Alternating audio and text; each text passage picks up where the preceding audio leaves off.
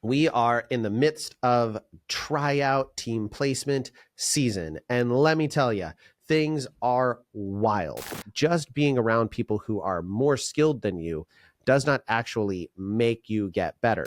I have decreased the amount of complaint phone calls and emails and conversations I have to have probably by like over 90%.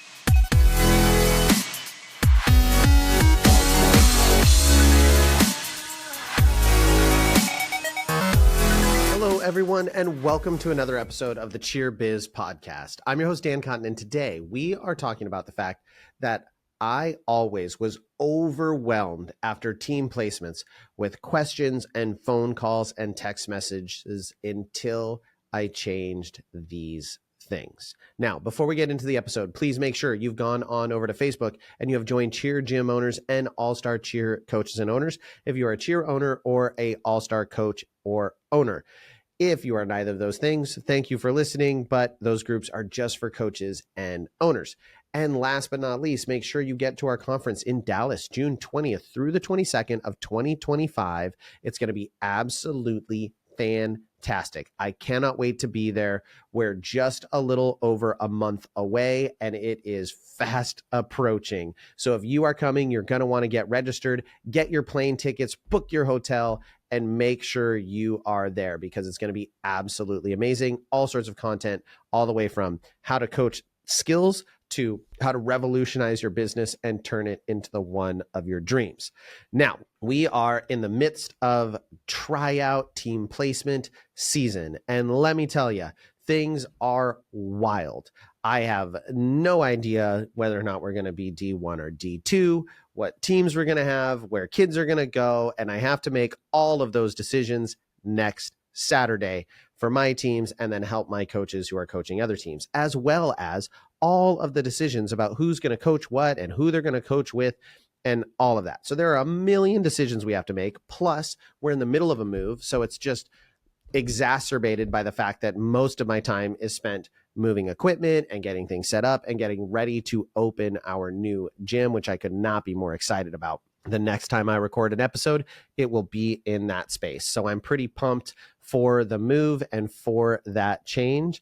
And I hope you guys are excited to see the new studio, although it will look relatively similar when we get into the new space. That said, tryout season is crazy. And every single year, I would be inundated with, I don't understand why they didn't make this level, or I don't understand why they didn't make this team, or why are they not on a senior team? Why are they on a junior two and not a senior two, et cetera, et cetera, et cetera. All of the things that gym owners and coaches have always struggled with and always get frustrated with, because we all know that the majority of the time, in fact, all the time of the owners I know, we're just trying to create the most competitive and successful teams we possibly can while prioritizing what is best for each individual athlete, which is a very, very hard thing to do, which may be what some parents don't always realize is that we actually do. Most gym owners I know, most coaches I know, do actually take into account what is best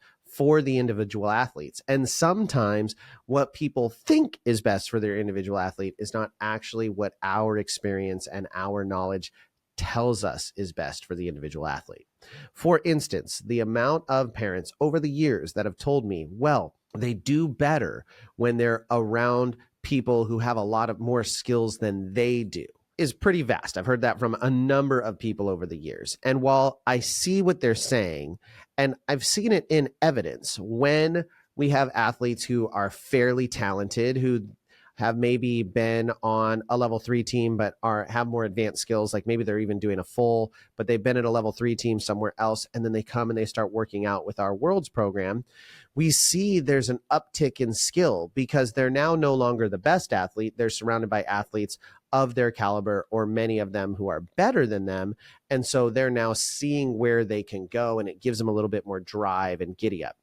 But the fact of the matter is that just being around people who are more skilled than you does not actually make you get better. It's a balance, right? So taking an athlete who doesn't have a back handspring and putting them around a bunch of athletes that have their series back handsprings and their round of handspring tucks is not necessarily a proven fact that it's going to drive any athlete to get their tuck any faster. In fact, it's more likely going to slow them down because they're not going to tumble in the routine at all because they don't have skills to contribute. So they're just going to be a stunter. So they may be on that team to fly, but that's going to be their job and only their job. And they're not going to progress as a well-rounded athlete. So when we're placing teams, that's what we're trying to do. And I would get all the phone calls of, well, I don't understand, and why is this, and why is that? And it became somewhat exhausting. In fact, you will see all the memes of coaches, when coaches send out the team placement email, and it's like them covering their eyes and hitting the button and closing their computer and throwing away their phone and all those things so they don't have to deal with those issues. But I will tell you, over the years, I have decreased the amount of complaint phone calls and emails and conversations I have to have probably by like over 90%. I have maybe one or two a season, and most of the time they're very straightforward. It's more, hey, we just have questions about what they can do better in the future, or we just like to know why you made the decision that you did and what you're thinking, and get some feedback. That tends to be more what we get than the this is not fair and we're mad about it discussions. So how did I do that? What were the things that we changed that I learned could prevent a lot of these issues? Number one is parent education. If you invest time in making sure the parents understand the way that you are assessing situations, they understand the skills that you are looking for, they understand the technique that you are looking for, they are much more likely to not be surprised when you make some sort of a team or a level placement, because you've been very clear that these are the expectations. And so they can, generally speaking, understand what it is that you're trying to do and understand where their athlete is going to fall. Spending time investing in the parents is far better than simply saying the words trust the process, because the words trust the process don't mean anything if they don't understand what the process is. If it's just a nebulous have faith, all will work out, well, that's not really overly helpful for those individuals. So we want to make sure that we are spending time educating the parents, because those parents are going to be way more your fan. They're going to have your back. They're going to support you because they're going to know that you have their athlete's best interest in heart as well as the team's best interest at heart. So that was number one, is I spent a lot of time educating parents. We have a number of videos. We send out videos prior to team placements. Many of them are pre-recorded, so now we can just send them the same information, but so they can understand. It's not just about building a team of tumbling. We also have to factor in who are going to be flyers, who are going to be backspots, who are going to be bases. We need to have the full team, and not just every single kid can do every single skill. Believe it or not, there are a number of people that think that that is how we place our teams, that it's just like we are a tumbling only gym, and unless you have the tumbling, you don't make the team. And that's not true at all. Now, I will say that I have found statistically that teams where the athletes are capable or close to throwing the level appropriate tumbling skills, they tend to be overall better athletes for that team, even if they never perform a tumbling skill in the routine. So that's just my personal opinion though. So that's number one, is educating the parents. Number two is spending the time prior to making any sort of team announcements to have difficult conversations with kids in person. This is because I want to make sure that I can frame for them where I see them going, what I see their future in the program looking like, and why I'm excited about the placement considerations I'm making for them. So I will oftentimes be sitting down with athletes ahead of time and saying, hey, your this skill and this skill, the technique is not where I need it to be. And so it's going to be very unlikely that you're going to make this level team that you are hoping for. You're much more likely going to make this level team. Do you understand why I'm making that decision? And then they get to ask questions. And sometimes I have kids that are very self-aware and go, absolutely, I get it. I wasn't expecting to make this team because I haven't been doing that thing, or I haven't been stunting well, or I haven't been flying well. And they know what is happening, but my goal, and I tell my athletes this every single year, is my goal is that when I send out team placements, that the only surprise that anyone gets is a happy one. No one is surprised by like, oh no, I thought I was going to make that team, but I didn't. People should only be getting good news in those emails from the perspective of like shockers. Now, they may get the news that they're not hoping for, but they shouldn't be surprised by it. Like they might hear they didn't get the thing that was their goal, but that shouldn't be a surprise for them. And I honestly, I specifically do this by personally talking to each athlete prior to my team placements going out. And I generally speaking, I tell them, if we were to place the team today, you would be on it. You're doing a great job. These are the things that I need you to keep doing. If we were to place the team today, you would be on the maybe list. I'm unsure. It would depend on who else we're placing on the team. If we were to place the team today, your best case scenario would be that you are an alternate. Or if we were to place the team today, you would not be on the team and you would not be offered a spot as an alternate. And here is why. Now, no one likes having those conversations in person. They're not fun, but they are far better to have ahead of time. And especially if the athlete doesn't understand, then be like, you know what? I think me and your parents should talk about this too. And then have a conversation with the parents, because you're having the conversations on the front end. You are reducing the conversations that are happening on the back end. Now you may say, well, Dan, that means you're having the same number of conversations.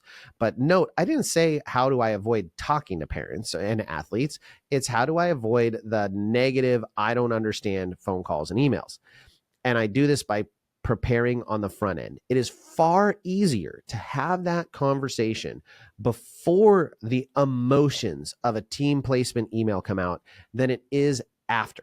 Because once they're in that heightened emotional state, their ability to hear, process, logically reason through, and shift their perspective decreases substantially than if I just have a conversation ahead of time.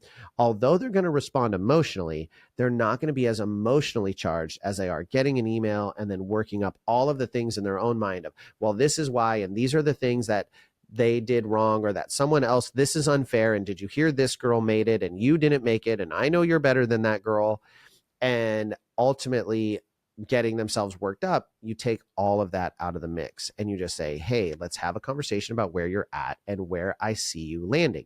And it just prevents so many of those phone calls. So now when I send out the team placement emails and messages and all those things, while I still am like, okay, I hope everyone's happy, I don't brace for impact anymore. I'm not like nervous about what is going to happen.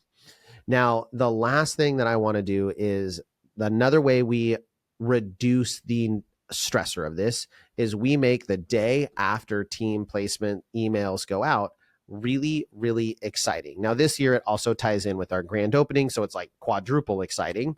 A lot of people do team reveal parties. I'll tell you, I don't do a team reveal party where we bring everyone in and they open a box and it has like what team they made or balloons or like all those different things. I don't do that, not because I think there's anything wrong with it per se. It doesn't fit my program.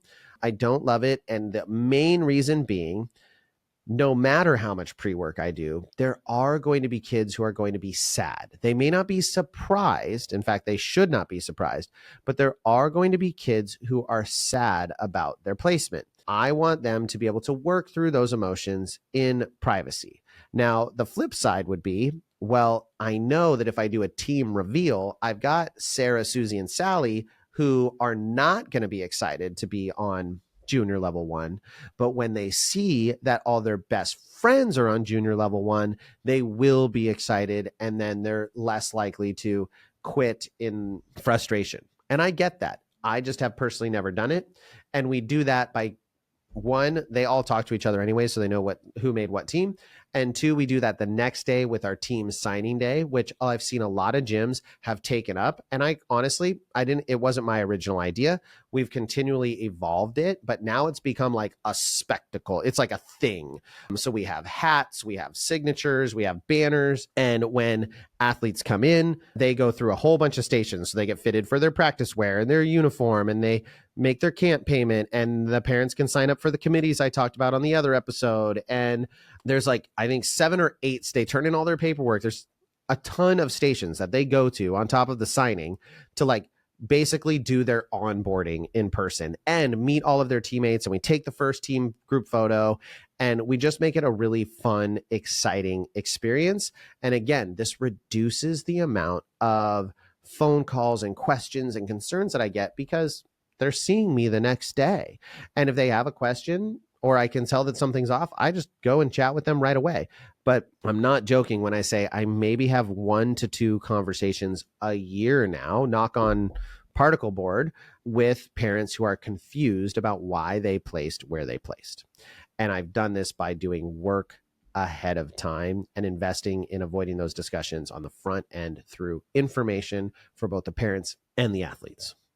All right, everyone, if you can't tell, my throat is a little bit raspy. I have been coaching. I have been working. It's been long days and long nights. And the next time you see me, I'm going to be in my new studio. I plan to do a tour of the new gym because I know some of you are really excited to see it. I've talked about it a lot. I'll be posting that on YouTube. If you don't already subscribe to our YouTube channel, please do. It'd mean the world to me if you would go and like and subscribe to the channel. We release all of our episodes as YouTube videos.